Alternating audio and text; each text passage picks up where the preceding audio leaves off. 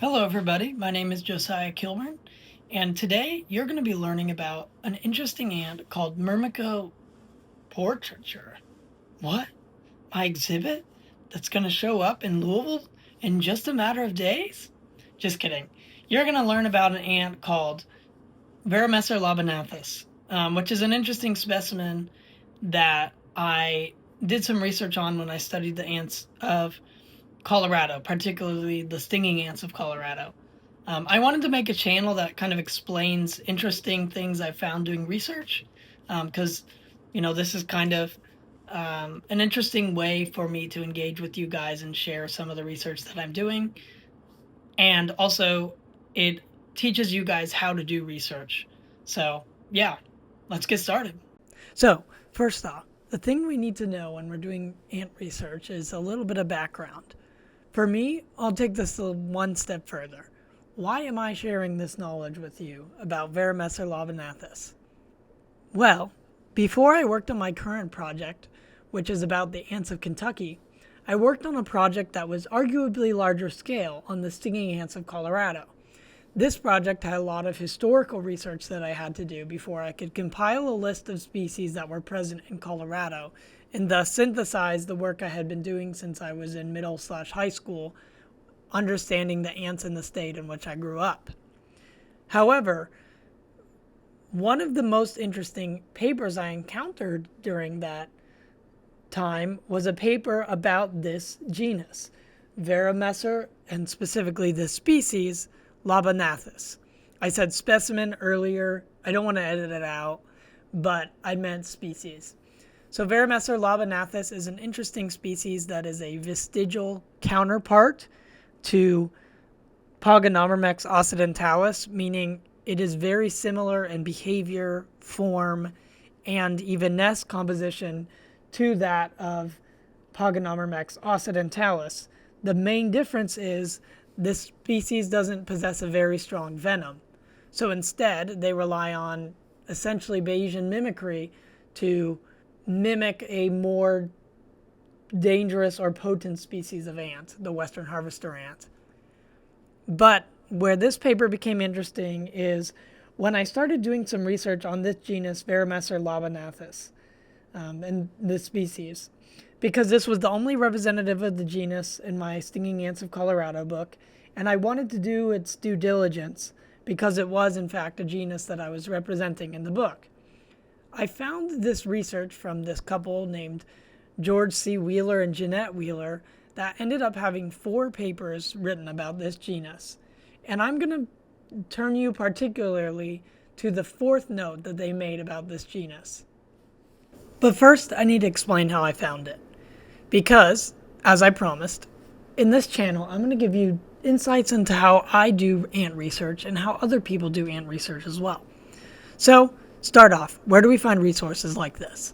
Well, first thing we want to do is look for a good central hub of information. There are 3 or 4 of these depending on what you're looking for. AntWiki, AntWeb, and AntCat. Specifically, we are going to use AntCat for this one. The other one is AntMaps, by the way, which we will use later in this video.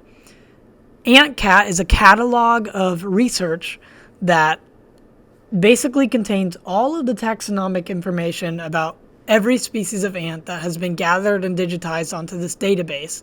That is a digital version of Barry Bolton's catalog of the ants of the world. We're going to go there, and that's how we found our first paper. And eventually that will lead to the 4th paper, which I'm just going to skip to now. Specimens. Number 4 here and number 9 in Montana. What's interesting is, according to this data set, it very much seems like Veromessor lobognathus follows a sigmoid curve. The reason for that would be unclear. However, for example, if we go to pinyon juniper woodlands, probably pull up something that shows us habitat that extends far beyond what we're seeing. Okay, even in just the states that they're reported in. Remember, looking again at this figure, Nevada, Utah, things like that, we see kind of a sprawling network in throughout Colorado, Utah, Nevada, and we even see it down here in New Mexico. So what's interesting is if we go to ant maps, we actually see something different when we go to that exact same species, Veromessor lobognathus.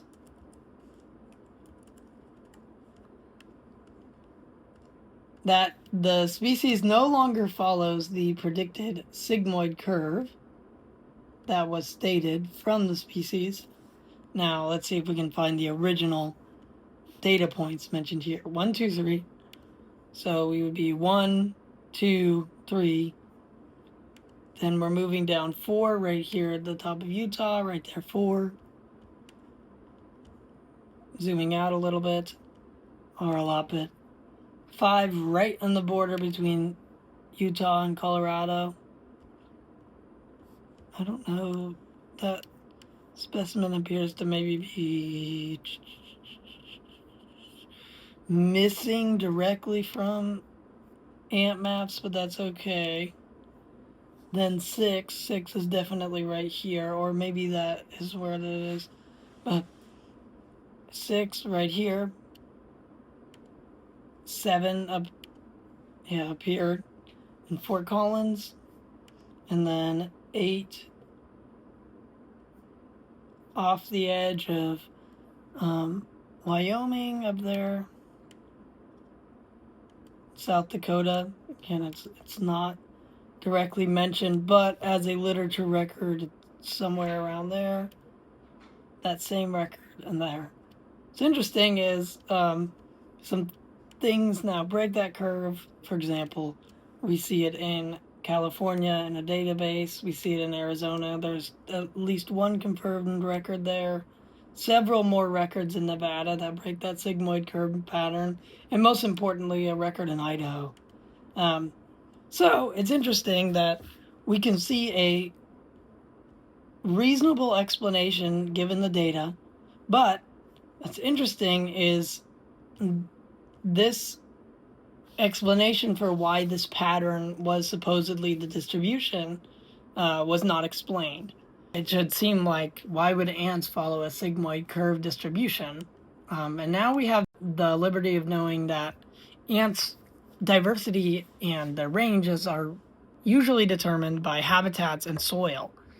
But I think this was not always the case that we understood this completely. And here is just a case of when we have a very clear picture with a small amount of data, and then more data adds to that picture and explains it. Hopefully, in the future, we will get to describe a similar circumstance with some ants in Kentucky, and I hope to talk to you guys more about that. With that being said, if you enjoyed this video or you want to see more of this style of content, subscribe to the channel and hit the notification icon. And also, if you like what I'm doing and you want to support me, I have a newsletter. It's called Field Notes.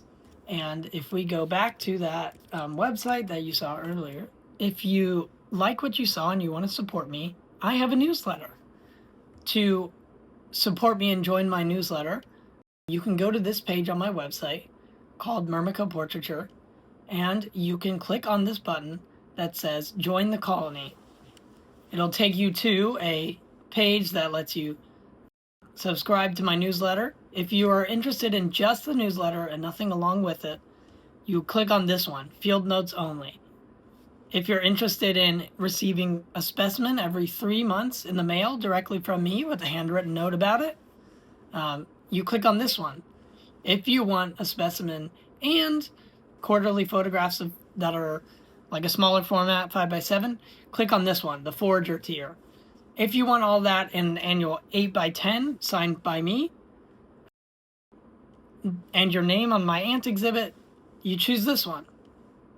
Now, I'm not expecting people to do that, but yeah. Right now, I'm in the process of applying for grad school, and I'm not sure what that will look like. But one thing I know for sure is that funding in the U.S. is currently difficult to get. There have been some governmental decisions that made that more difficult or less difficult, and has made it difficult for us to manage. So, yeah, if you're interested in supporting me, I would love it if you subscribe to my newsletter. I'll send you out an email newsletter every month telling all about the research that we're doing here and linking you to some of my new projects.